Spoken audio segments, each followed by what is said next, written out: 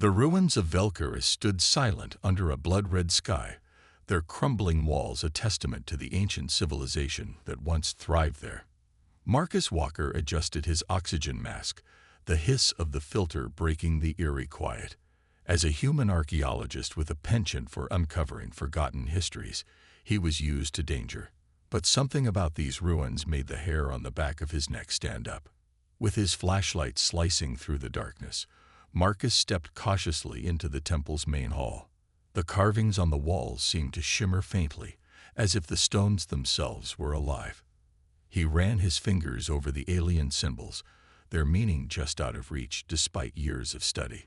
This could be it, he murmured to himself, feeling the thrill of discovery. His voice echoed faintly, swallowed by the vastness of the chamber. At the center of the hall stood a massive stone pillar, its surface covered in intricate, glowing runes.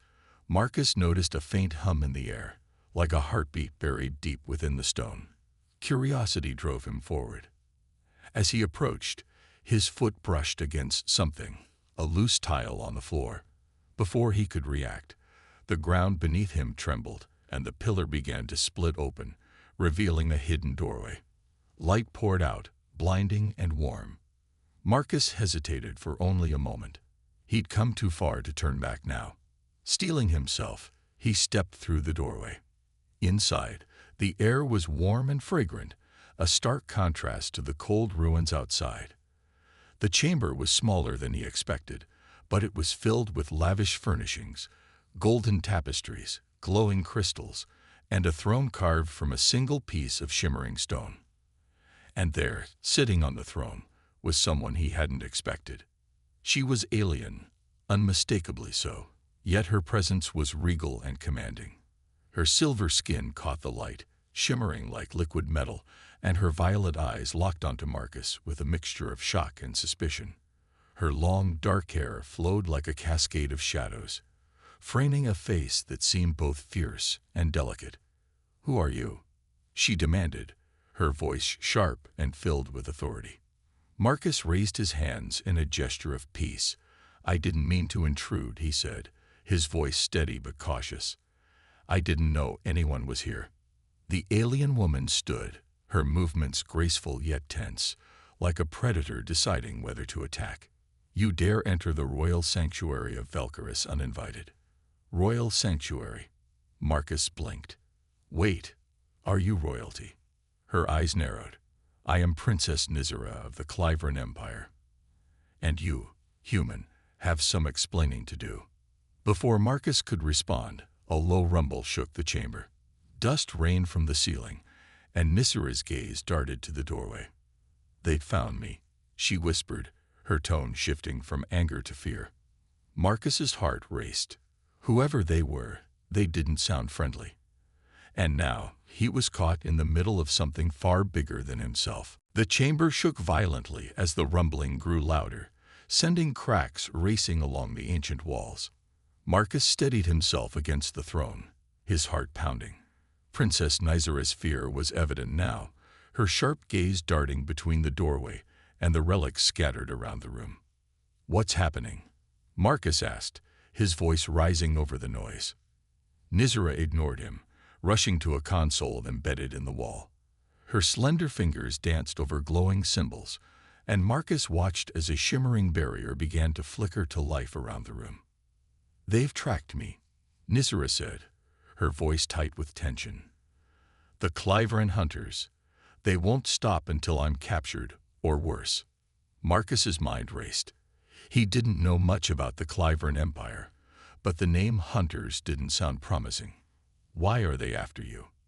Nizira shot him a glare but hesitated before answering.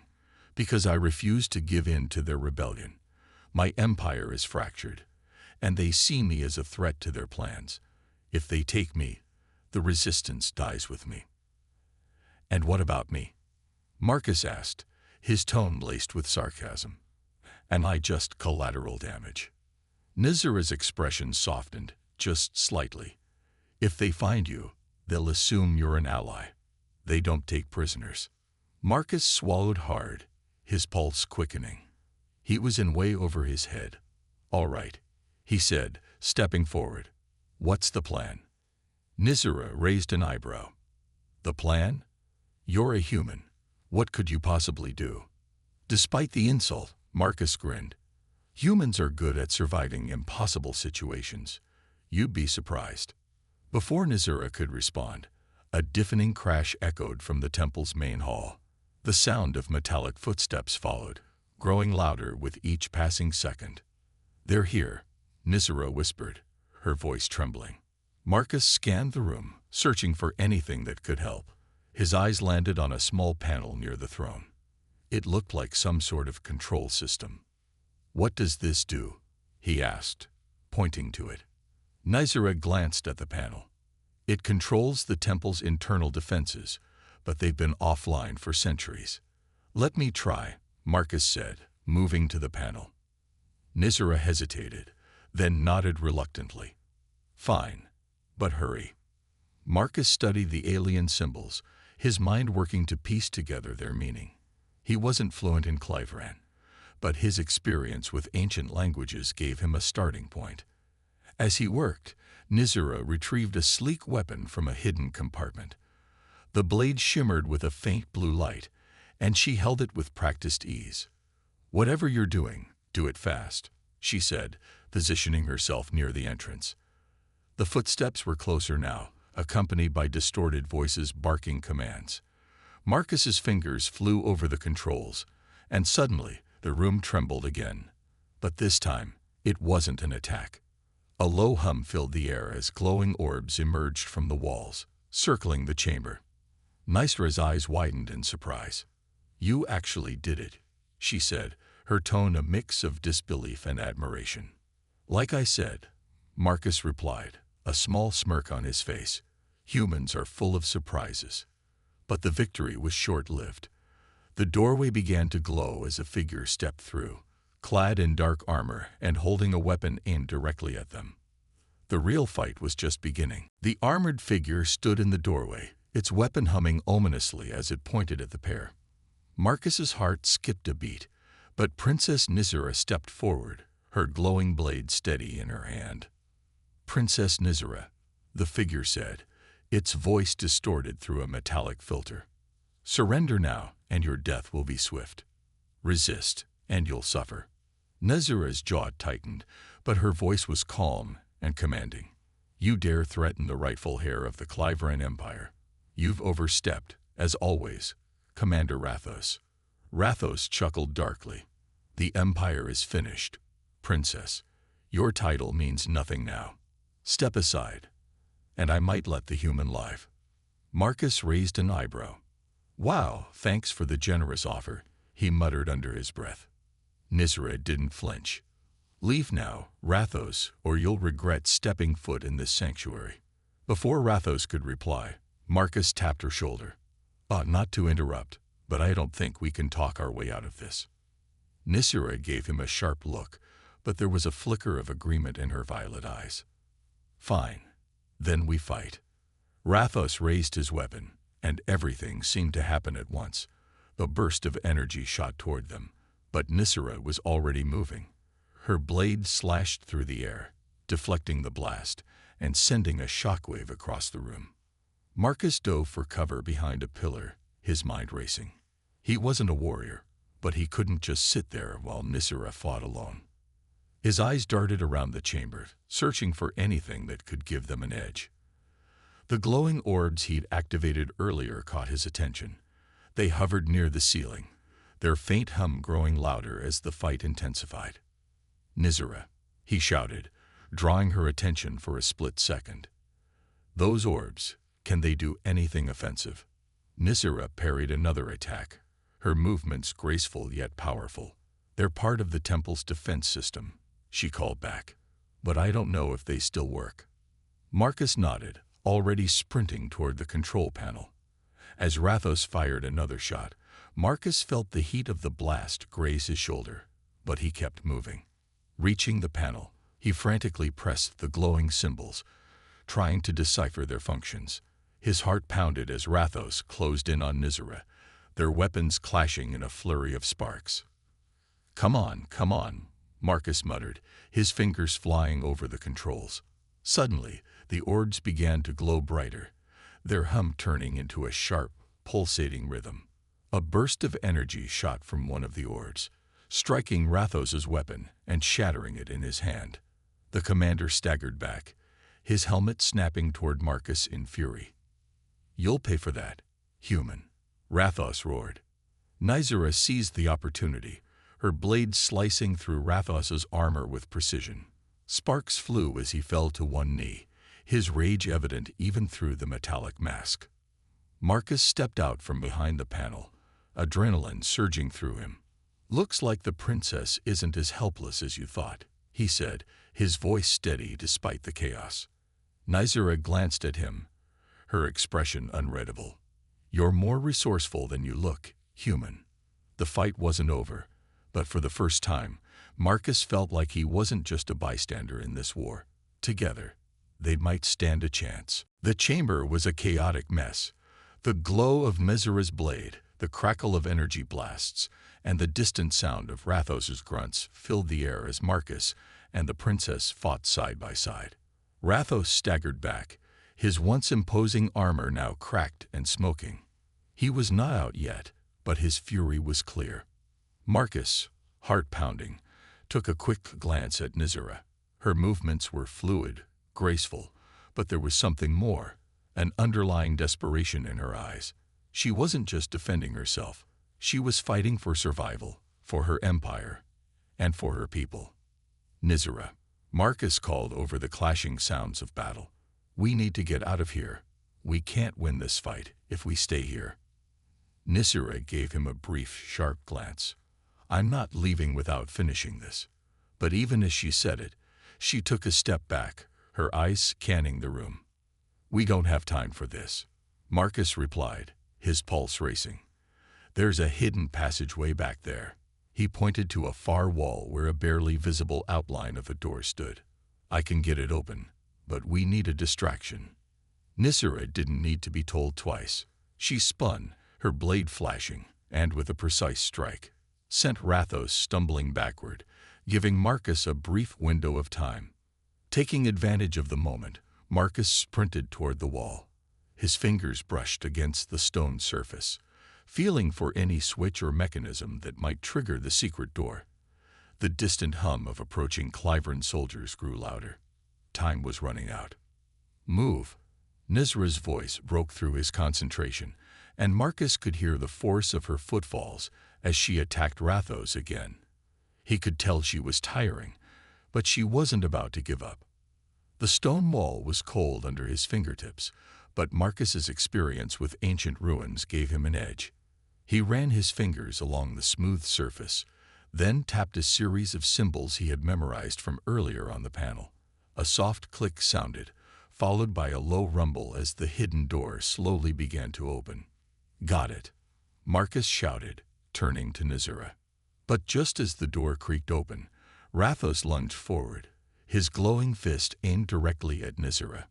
Marcus didn't think, he acted. With a quick decision, he grabbed a piece of broken stone from the floor and hurled it at Rathos, striking the commander's helmet with a sharp crack. The surprise of the attack forced Rathos to stumble back, momentarily distracted. Nysera took advantage of this, delivering a powerful strike that sent the commander crashing to the ground. His armor groaned under the force, and his weapon skidded across the floor. "Go. Now," Nysera yelled, panting heavily. Marcus didn't wait. He grabbed her arm and pulled her toward the now open passageway. She hesitated for a moment, looking back at the fallen Rathos, but then nodded. Together, they ran into the darkness, leaving the ruined chamber behind. The passage was narrow, but it led deep into the temple's hidden corridors. As they sprinted through the dark, the sound of Rathos's voice yelling orders echoed in the distance, growing fainter as they put more distance between themselves and the fight. Breathing heavily, Marcus glanced at Nysera. Her face, usually so composed, was now streaked with sweat, but her eyes were filled with determination. "Thanks," she said quietly, her voice surprisingly soft. "You saved me." Marcus smiled, though his heart was still racing. "You don't need to thank me. We're in this together now. As they continued to flee, neither of them knew what lay ahead, but one thing was clear. The road to survival was going to require all their strength, and perhaps even more than that. The passage twisted and turned, growing narrower with each step. The air was cool, but there was a heavy tension between Marcus and Nizera as they moved deeper into the temple. The sound of their footsteps echoed off the stone walls, the only noise in the otherwise silent corridors. Marcus couldn't shake the feeling that they were being watched, though he saw no one. The walls felt like they were closing in on them. "We should be safe here for a while," Nizera said, her voice breaking the silence. She glanced over at Marcus. "But we can't stay here for long. Rathos will not give up easily." Marcus nodded, sweat still dripping down his face. He hadn't expected to be on the run with an alien princess. Things had escalated quickly, but he had a strange sense that he couldn't turn back now. Nizera slowed her pace and glanced at one of the stone walls. "We're getting closer," she said. "There's something deeper within these chambers that can help us, something I've been keeping hidden." Marcus raised an eyebrow. "Hidden? You mean a weapon?" She shook her head. "Not exactly.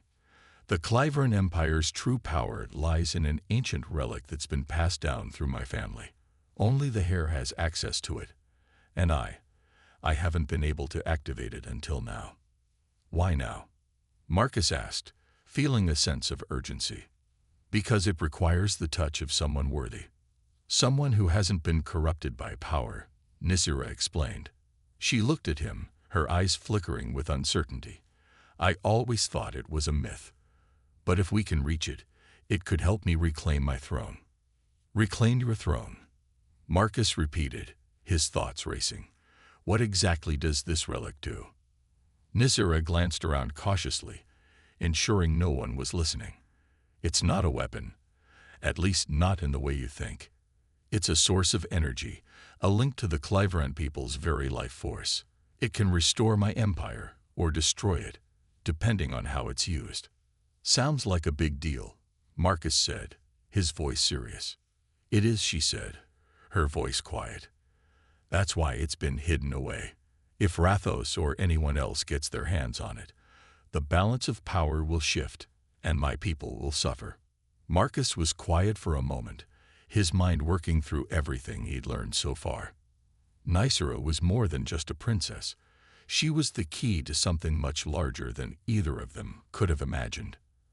As they continued down the winding passage, the walls became more ornate, decorated with intricate carvings and glowing symbols. The air grew warmer, and Marcus could feel the faint vibrations of something powerful ahead. He knew they were close. Eventually, they reached a massive stone door at the end of the passage. The door was engraved with symbols Marcus couldn't understand, but there was something about it that felt familiar. Nizera stopped in front of the door and placed her hand on the stone. "This is it," she said, her voice filled with both awe and fear. "This is where the relic is kept." Marcus stood behind her, unsure of what to expect. The door rumbled as if it were waking up from a long slumber, and slowly it began to open. The faint light from within illuminated Nizera's face, and for the first time since they'd met, Marcus saw something other than a princess. He saw a woman carrying the weight of an entire empire on her shoulders. The relic, whatever it was, could change everything. Marcus wasn't sure how, but he knew that whatever happened next, it was going to be a game changer. The massive stone door creaked open, revealing a vast chamber bathed in soft, pulsing light. Marcus squinted as his eyes adjusted to the glow, and he could feel the power emanating from the room. The air was thick with energy, almost as if the very space around them was alive. Nizera stepped forward, her expression filled with both awe and caution. "This is it," she whispered, "the heart of the Clivern Empire." The room was empty, save for a large pedestal at the center. Upon it rested a shimmering orb, glowing with an otherworldly light. It pulsed gently, like a heartbeat. As Nizera approached it, Marcus felt an overwhelming sense of ancient power, something far beyond his understanding. He watched her closely, seeing the mix of hope and fear in her eyes. "Do you know how to activate it?" Marcus asked, his voice low, almost reverent. Nizara nodded, her fingers brushing the air above the orb. "I think so. My ancestors left instructions, but they are written in an ancient script. Only the true heir can understand it." She bent over the pedestal, her lips moving as she read the ancient words. Marcus stood back, scanning the room. Something felt off. He couldn't shake the feeling that they weren't alone. A soft noise, barely perceptible, came from behind them. Marcus's instincts kicked in. He spun around just as the shadows shifted, revealing a group of Cleveran soldiers emerging from a hidden doorway. They were silent, moving with purpose, their weapons drawn. "Nizara," Marcus shouted. "We're not alone." Nizara spun around in alarm, her hand instinctively reaching for her blade. But before she could react, a figure stepped into the room from the shadows. Commander Rathos, still wearing his damaged armor, a cold smile playing on his lips. "I must admit, Princess, I didn't expect you to find this place so soon," Rathos said, his voice dripping with malice. "But I knew you would come. You always were predictable." Marcus stepped forward, standing between Rathos and Nizara. "You won't have her," he said firmly, his heart racing. His hands were sweating, but he stood his ground. This was it. There was no turning back now. Rathos's eyes flicked to Marcus, and he let out a harsh laugh. "And you, human, think you can stop me? You've proven useful, but this is where your little adventure ends." The soldiers behind Rathos took their positions, forming a tight circle around the pedestal. Nizara's hand clenched around her blade, but she didn't move. She was thinking, calculating. Marcus could see it in her eyes, the weight of her choices, the danger they were in. "Listen to me, Rathos," Nizara said, her voice steady despite the situation. "You don't understand what you're trying to take. This relic is not just a weapon. It's the key to restoring my people, to restoring our home." Rathos's smile faded, replaced by a sneer. "I understand perfectly. It's a tool of power, and I will wield it. Your people will kneel before me, just as you will." Before Marcus could react, the soldiers began to close in, their weapons glowing ominously. Nizara stood tall, but Marcus could see the fear in her eyes. He knew they were outnumbered. They were cornered, and there was no way out. "How do we stop them?" Marcus whispered urgently, his eyes darting between Nizara and the soldiers. Nizara's gaze flicked to the orb, and for a brief moment, a flicker of hope crossed her face. "We don't have to fight them. The orb, it can protect us, but it requires both of us, together." Marcus didn't hesitate. "What do we need to do?" She took a deep breath. "We activate it together, but we must focus. If we let our fear take over, it will destroy us both." Marcus met her gaze. This was it. There was no other option. Together, they stepped toward the pedestal, their hands reaching for the orb. The moment they touched it, the chamber shook with a low, rumbling hum. The light around them grew brighter, and the soldiers took a step back, their eyes wide with fear. It was happening. But as the orb pulsed with energy, Marcus realized that this wasn't just about saving themselves. It was about something much bigger. The balance of power in the galaxy was shifting, and their choices in this moment would determine the fate of entire civilizations. Would they succeed in harnessing the power of the orb, or would it consume them all? The moment Marcus and Nizara's hands touched the orb, the room seemed to explode with light. A brilliant pulse of energy shot outward, and the air hummed with an intensity that made Marcus's skin tingle. He could feel the power swirling around them, thrumming through the very ground beneath his feet. The soldiers backed away, their eyes wide with fear. Rathos's face twisted in anger and disbelief. "This is impossible," Rathos shouted, his voice hoarse with frustration. "You cannot control it. You are not worthy." But Marcus barely heard him.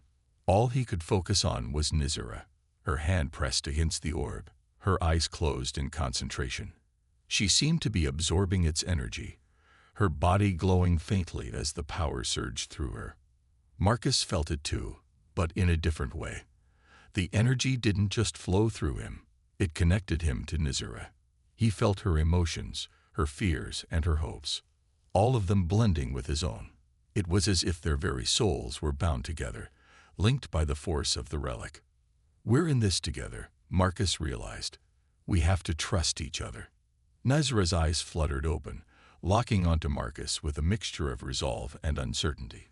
She looked exhausted, her face pale from the strain, but there was a new fire in her eyes. For the first time since he had met her, Marcus saw a glimpse of the leader she was destined to be. She wasn't just a princess anymore. She was the future of her people. "We can do this," Nizira whispered, though her voice trembled. "But we need to focus. If we lose control, it will all be for nothing." Marcus nodded, his own thoughts clearer now. The orb wasn't just about power, it was about balance. Together, they had to guide its energy, not let it control them. He had to believe in her, and more importantly, in himself. He wasn't just a human trapped in a foreign world anymore. He was a part of this moment, and his choices mattered.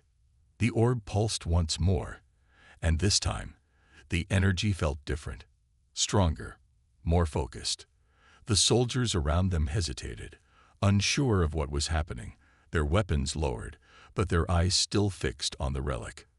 "I know what you're thinking," Nizira said softly, her voice reaching Marcus's mind through their connection. "You're wondering if I can really restore my empire with this. I can't do it alone. I need you. But I also need to believe in myself, and I." She cut herself off, a flash of doubt crossing her features. Marcus's heart twisted. "You do believe in yourself," he said, his voice steady. "You just have to trust that you can do it. You've led before, even in the hardest times. This is no different." She looked at him, her gaze softening.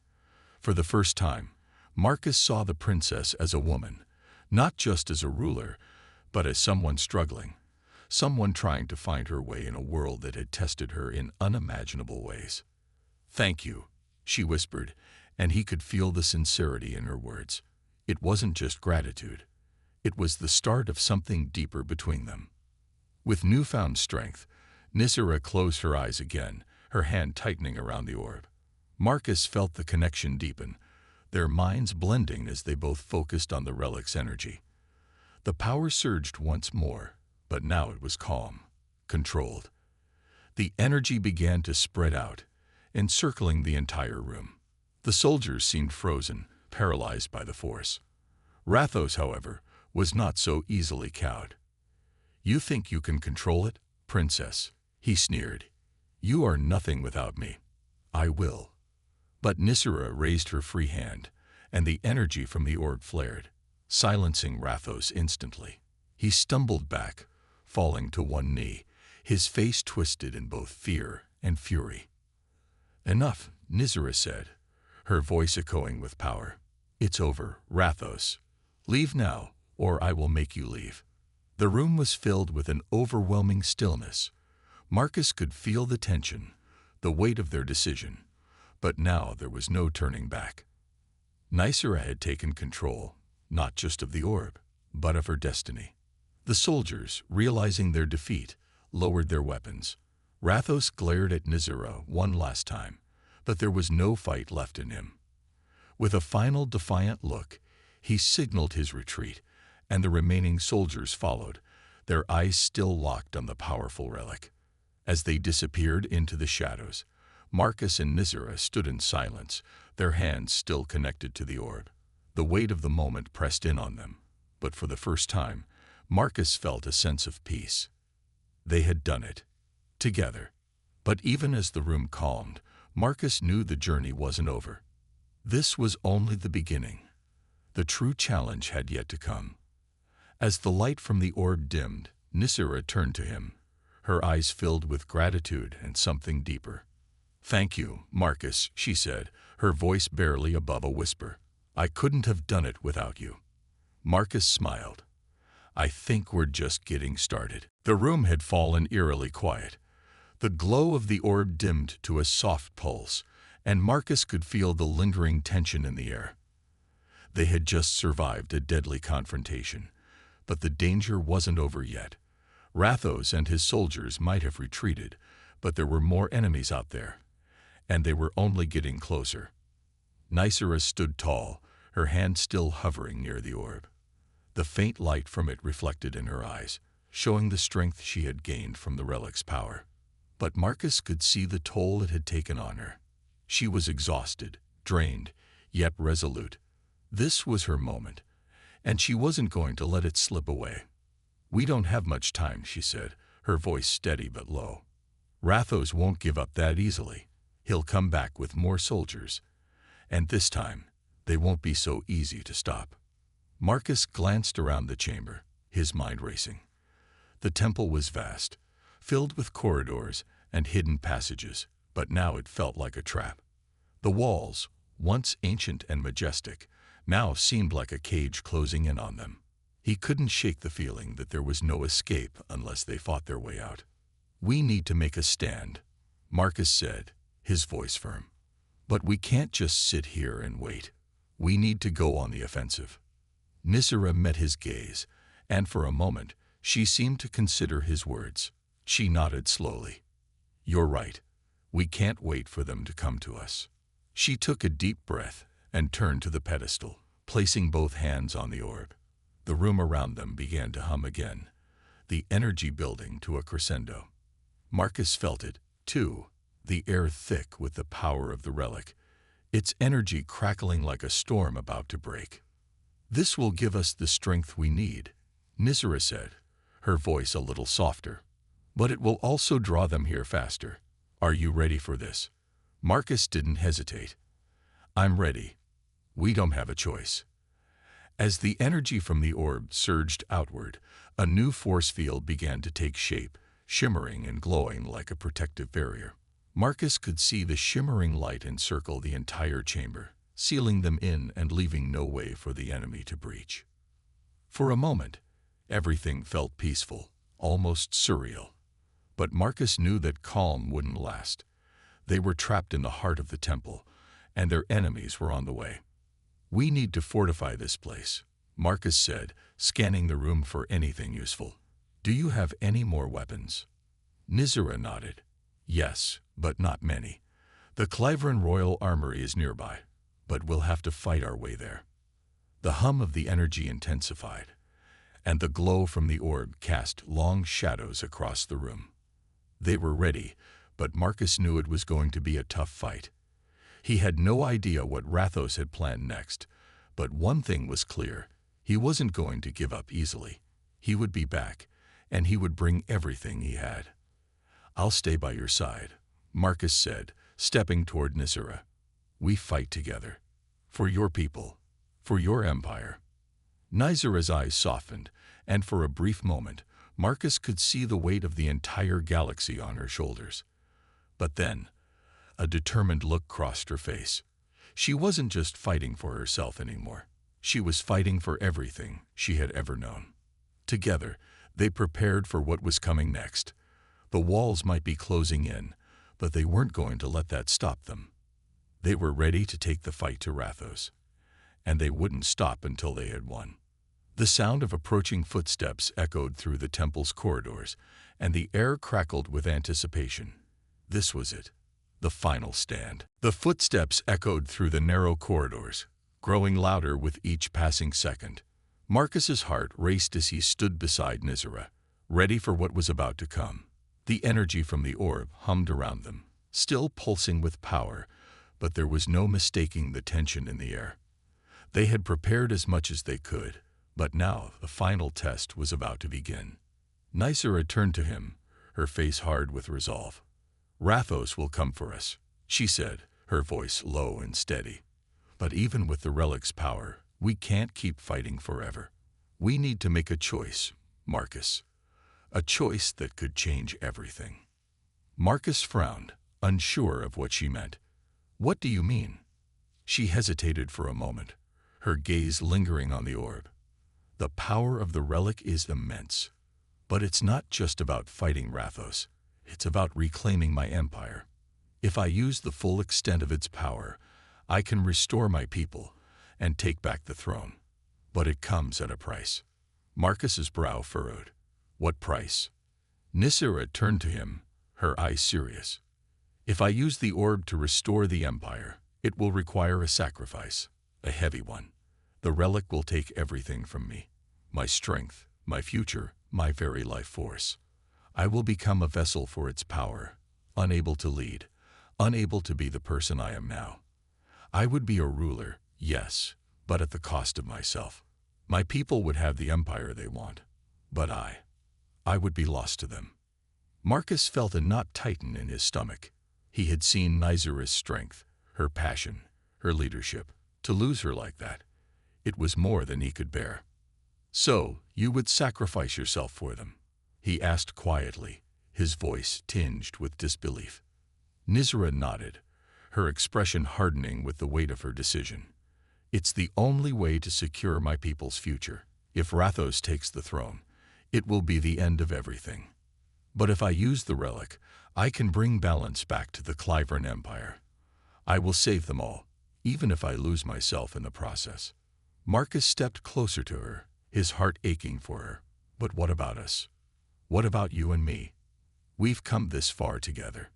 You're not just the princess, Nisera. You're more than that. Don't you want to have a chance at something for yourself? Her eyes softened for a moment, and she looked away, as if struggling with the weight of the decision. I want more. More than this empire. More than the crown. But what choice do I have? My people need me, Marcus. They need a leader. I can't turn my back on them. Marcus took her hand in his, the connection between them feeling stronger than ever. You don't have to do this alone. Whatever happens, I'll be by your side. I won't let you give up everything for the throne. There's another way, Nisera. You don't have to lose yourself to save them. She looked at him, her eyes searching his face. For a moment, they both stood in silence, their hands still entwined. The weight of the decision hung between them, but slowly, Nisera seemed to come to a realization. Maybe, she whispered, her voice softer now, filled with a new determination. Maybe you're right. I've been so focused on the empire that I've forgotten what truly matters. My people need me, but I can lead them without sacrificing everything I am. We can find another way. Together. The moment stretched between them, and Marcus felt a rush of relief. She wasn't going to give up. Not yet. They still had a chance. Nisera looked toward the door where the sounds of the approaching soldiers grew louder. Then let's make this choice together. We will face Rathos, but we will do it on our terms. Marcus nodded. Together. They both turned toward the door, ready for the final fight, their resolve stronger than ever. No matter what came next, they would face it side by side, united in their decision, and determined to fight for their future. The battle was far from over, but for the first time, they knew they had a chance to win. The final battle had come. The sound of approaching footsteps filled the corridors, growing louder with every passing second. Marcus could feel his heart pounding in his chest as he and Nisera stood side by side, ready for what was to come. The orb's glow had dimmed, but its power still pulsed through the room, steady and constant. They had made their choice. Now they had to see it through. We have no more time, Nisera said, her voice steady, but her eyes betrayed the uncertainty that she still felt. This is it. If we're going to fight, it's now or never. Marcus met her gaze, his resolve firm. We fight together. We won't let Rathos take everything we'd fought for. Nisera nodded, tightening her grip on the hilt of her blade. There was no turning back. The Clivern soldiers would soon be upon them, and they had to be ready. But unlike before, this time there was no fear in her eyes. There was determination. She had chosen her path, and she would walk it with Marcus, no matter the cost. Together, they moved to the edge of the chamber, where the ornate doors loomed ahead. Beyond those doors, Rathos and his forces were ready to strike. Marcus could hear the clanking of armor, the hushed murmurs of the soldiers. He could feel the weight of the moment pressing in on him, but he pushed it aside. This wasn't about fear. It was about fighting for something worth saving. Nysera turned to him, her face illuminated by the soft light of the orb. When we face Rathos, we'll have to be quick. We need to disrupt his control over the soldiers. If we can break his leadership, the rest will scatter. Then we'll take him down, Marcus said, his voice sharp and steady. I'll fight by your side, Nysera, no matter what. The door slowly opened with a low groan, revealing the enemy forces. Rathos stood at the front, his eyes filled with contempt. Behind him, the soldiers stood ready, their weapons raised. The tension in the air was thick, but Marcus knew that they couldn't hesitate now. You think you can stop me, princess? Rathos sneered. You're nothing without the relic. And now it will be mine. Nysera stepped forward, her blade gleaming in the dim light. You were wrong from the start, Rathos. The relic isn't just power, it's a symbol of what my people truly need. And that's not you. It's me. Rathos' expression darkened, but he didn't move. The soldiers remained still, waiting for his command. But Nysera's words hung in the air, and for a moment, there was a flicker of doubt in Rathos' eyes. He had underestimated her. They both had. Without warning, Nysera lunged forward, her blade flashing through the air. Rathos quickly raised his weapon to block, but Marcus saw the opening. With a swift motion, he darted to the side, using his quick thinking to disarm one of Rathos' soldiers. The fight erupted in an instant. The clang of metal against metal, the crackle of energy blasts, the shouts of soldiers, everything blurred into chaos. But amidst the confusion, Marcus and Nysera fought as one. Every strike, every move was coordinated. The bond between them had only grown stronger, their trust in each other unshakable. The tide of battle shifted as they pushed forward, making their way toward Rathos. The soldiers were beginning to falter, unsure of their leader's direction. Finally, they reached him. Rathos, his face twisted with rage, raised his blade for one final strike. But Nysera was faster. With a swift, decisive blow, she disarmed him, sending his weapon flying across the room. Rathos stumbled back, his eyes wide with disbelief. How? How did you? You underestimated me, Nysera said, her voice calm but filled with authority. This is my empire, Rathos, and you've lost. With that, Rathos fell to his knees, defeated. The soldiers around him lowered their weapons. The fight drained from them. Without their leader, they had no purpose. Nysera stood tall, her chest rising and falling with exertion. The battle was over, but Marcus knew this was just the beginning. There was much to rebuild, many challenges ahead. But together, they had proven that no force, no matter how great, could stand in their way. As the remaining soldiers surrendered, Marcus stepped beside Nysera, his eyes meeting hers. They had fought for something greater than themselves, and they had won. Are you ready to lead, princess? He asked, his voice soft but filled with hope. Nysera smiled, her expression serene. I'm ready, and this time I won't be alone. Together, they turned toward the future, united, strong, and determined to build a new empire, one built on trust, hope, and the strength they had found in each other. The road ahead would be long, but they were ready to face it together.